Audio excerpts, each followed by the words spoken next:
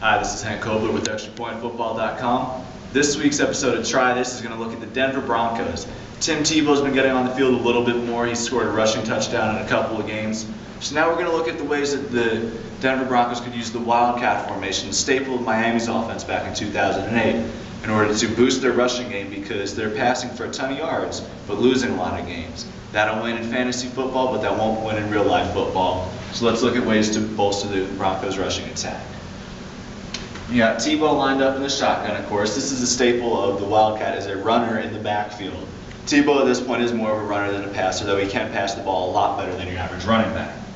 You have your running back in the in the slot, and then two wide receivers here. In Miami, they would put their quarterback out there so you wouldn't know if it's going to be a run, a Wildcat play, whatever. Here, Tebow's the quarterback, so you get a receiver here, yet another passing threat if you decide to pass the ball. So you're going to start with the running play. Your left guard is going to pull and fill the gap between the right guard and the right tackle. And your running back in the slot is going to go into motion. Tebow's going to fake the handoff to them and then just blast up the middle. He's a big body quarterback, one of the few who actually is capable of running it up the middle like this from time to time. And you move on over. And of course what makes this so effective is because the defense does not know where the ball is headed. Because you now have this play where the left guard also pulls, but this time he pulls all the way to the outside to pick up the linebacker as Tebow would hand off to his running back who went in motion and fake like he had the ball. So the defense has to freeze for a split second because they don't know where the ball is. And now because the quarterback's a potential ball carrier, you've got an 11-on-11 running matchup. And the defense cannot afford to make a mistake. Now, this failed in Miami after a while because defenses just started run blitzing this like crazy.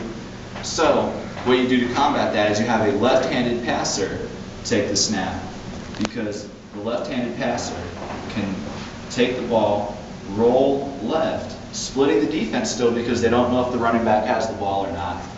Just let the tight end bump the linebacker, run a little flag route, even have one of your receivers, or both if you feel like it, run go routes.